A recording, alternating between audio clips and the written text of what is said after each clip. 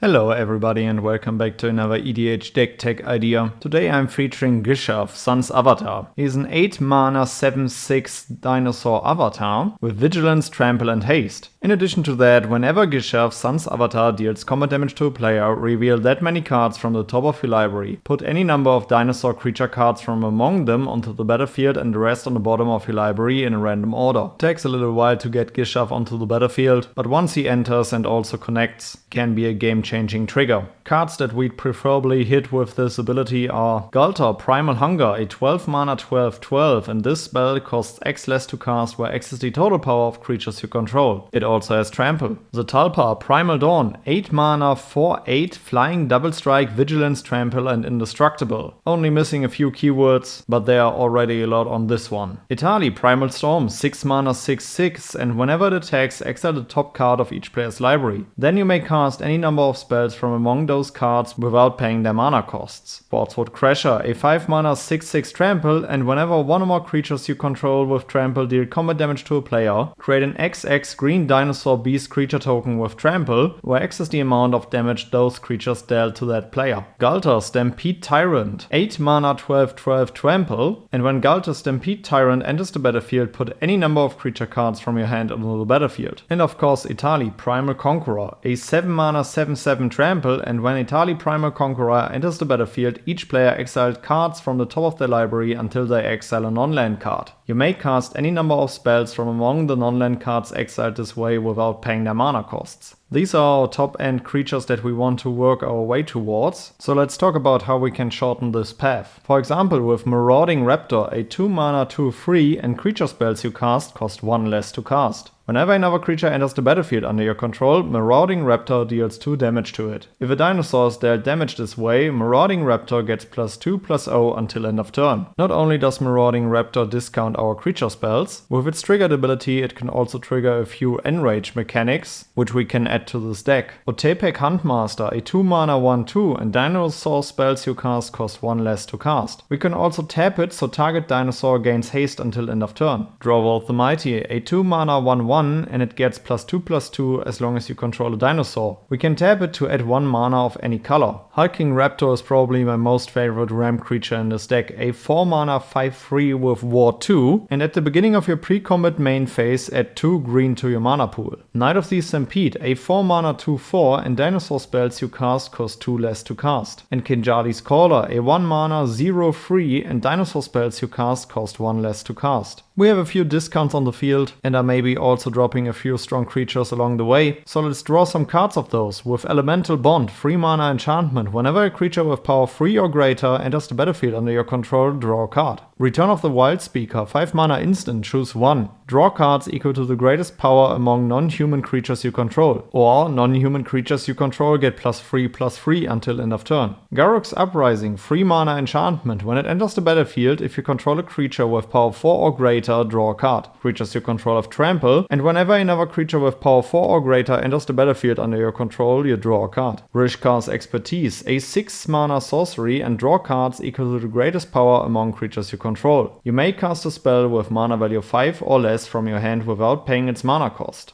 The Great Henge, 9 mana legendary artifact, and this spell costs X less to cast where X is the greatest power among creatures you control. You can tap it to add 2 green to your mana pool and you also gain 2 life. Whenever a non-token creature enters the battlefield under your control, put a +1/+1 counter on it and draw a card. Vanquisher's Banner, a 5 mana artifact, and as it enters the battlefield, choose a creature type. Creatures you control of the chosen type get +1/+1, and whenever you cast a creature spell of the chosen type, draw a card. If we can curve this deck out nicely, you will be the threat number 1. But due to the fact that we are in Naya colors, we have access to a lot of protection spells. For example, Teferi's Protection, a 3 mana instant. Until your next turn, your life total can't change and you gain protection from everything. All permanents you control phase out, and you exile Teferi's Protection. Flawless Maneuver, a 3 mana instant, and if you control a commander, you may cast a spell without paying its mana cost. Creatures you control gain indestructible until end of turn. Deflecting Sword, 3 mana instant. If you control a commander, you may cast a spell without paying its mana cost. You may choose new targets for target spell or ability. Heroic Intervention, 2 mana instant. Permanents you control gain hexproof and indestructible until end of turn. Make a Stand, 3 mana instant. Creatures you control get +1/+0 and gain indestructible until end of turn. Unbreakable Formation, 3 mana instant. Creatures you control gain indestructible until end of turn. It also has Addendum, so if you cast a spell during your main phase, put a +1/+1 counter on each of those creatures and they gain Vigilance until end of turn.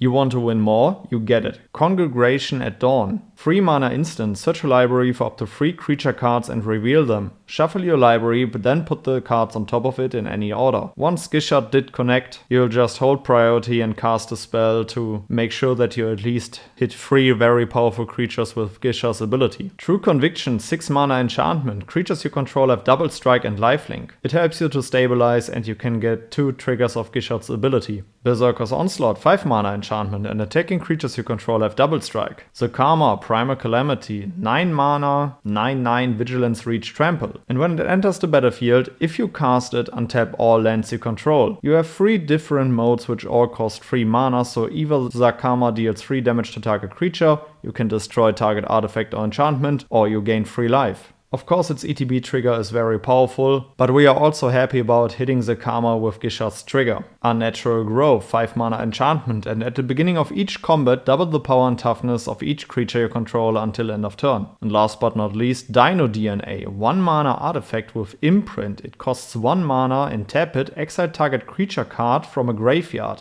Activate only as a sorcery. For 6 mana, create a token that's a copy of target creature card exiled with Dino DNA, except it's a 6/6 green dinosaur creature with trample. Activate this ability only as a sorcery. This 1 mana artifact can be used as graveyard hate against your opponents, and if the board gets wiped of all of your creatures, you can still use this artifact to create another dinosaur army. Alright guys, these were a few cards that I would play in Gishath's Sun's Avatar. Let me know down in the comments below which cards you would add to the deck, which legendary creature I shall feature next, and then I would say see you in the next one. Goodbye guys.